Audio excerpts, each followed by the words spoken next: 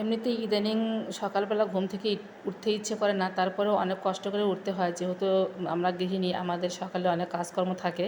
তো তার মধ্যে যদি ভোর থেকে এরকম বৃষ্টি শুরু হয়, তাহলে কার ইচ্ছে করে এরকম সকালবেলা ঘুম থেকে উঠতে? আমার তো মোটেই ইচ্ছে করে না। আমি জানি না যে আপনাদের কার কার এরকম হয়।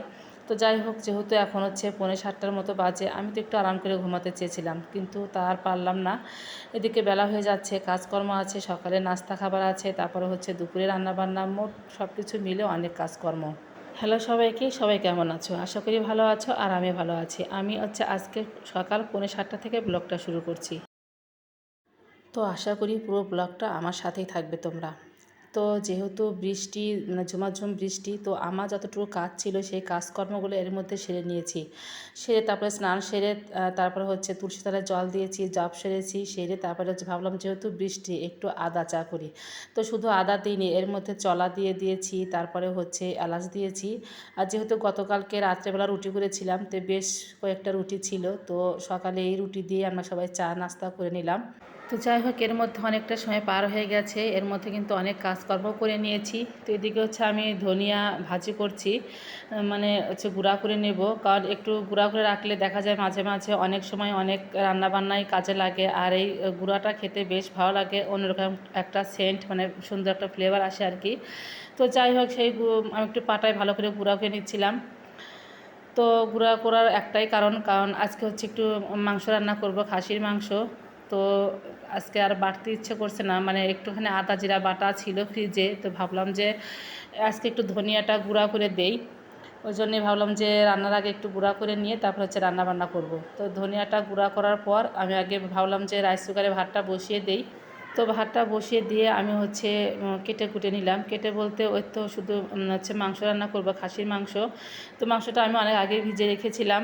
আর হচ্ছে পেঁয়াজ কেটে নিয়েছি, রসুন, আর হচ্ছে মাংসের মধ্যে আলু দেবো, সেই আলুটা কেটে নিয়েছি। আজকে আর তেমন কিছু রান্নাবান্না করব না। হচ্ছে ফ্রিজে কালকের ডাল ছিল, আর হচ্ছে পটলে পাতুরি করেছিলাম সেটা আছে। আজ যেহেতু বৃষ্টি, বাইরে রান্না করতে পারবো না, ঘরে গ্যাসের চুলাতে রান্না করব।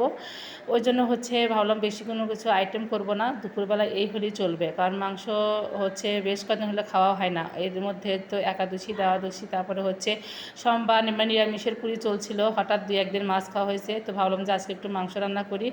আর মেয়ে তো মাংস ছাড়া আজকে খাবেই না, বলে দিয়েছে সকালবেলায় যে আজকে মাংস রান্না না করলে খাবোই না। তোর বাবা বললো ঠিক আছে, তেমন কিছু রান্নার দরকার নেই, যেহেতু বৃষ্টি মাংসটাই রান্না করো।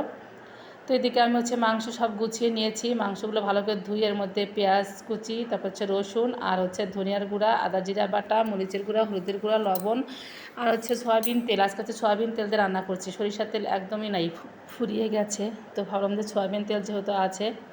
তো মাংসগুলো ভালো করে হাত দিয়ে একদম মেখে নিয়েছি। আর আলুগুলো ভাজি করতে করতে এর মধ্যে একদম সব কিছু দিয়েছিলাম, তেজপাতা, তারপর হচ্ছে কালো এলাচ, সাদা এলাচ, চলা, আর পেঁয়াজ কুচি, কয়েকটা রসুন দিয়ে ভালো করে ভেজে নিয়ে আর আলুগুলো আমি তুলে রেখেছি। এখন মাংসগুলো দিয়ে দিলাম, মাংসগুলো ভালো করে মেখে রেখেছিলাম।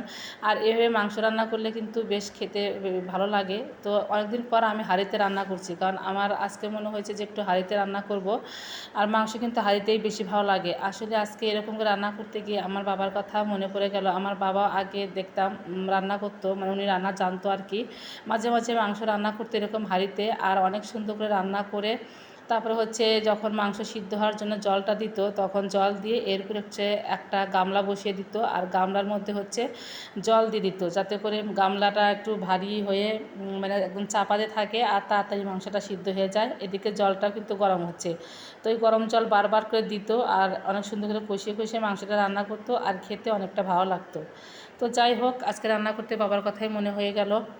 তো আমি আজকে সেভাবে রান্না করছি। তো মাংসের মধ্যে আমি একটু 2 টুকরো হচ্ছে পেঁপে দিয়েছিলাম, যাতে একটু তাড়াতাড়ি সিদ্ধ হয়ে যায়, আর পেঁপে কিন্তু খেতে ভালো লাগে। তো এদিকে মাংসটাও অনেক সুন্দর সিদ্ধ হয়েছে, আর পেঁপেগুলো একদম সুসিদ্ধ হয়ে গেছে। তো আমি উঠিয়ে রেখেছিলাম পেঁপেগুলো। তো মাংস কষাতে কষাতে তো একদম তেল উঠে গেছে। তো এখন আমি হচ্ছে পরিমাণ মতো একটু ঝোল দিয়ে দিচ্ছি, যেহেতু মাংসও অল্প, ঝোলটা একটু অল্পই দেবো।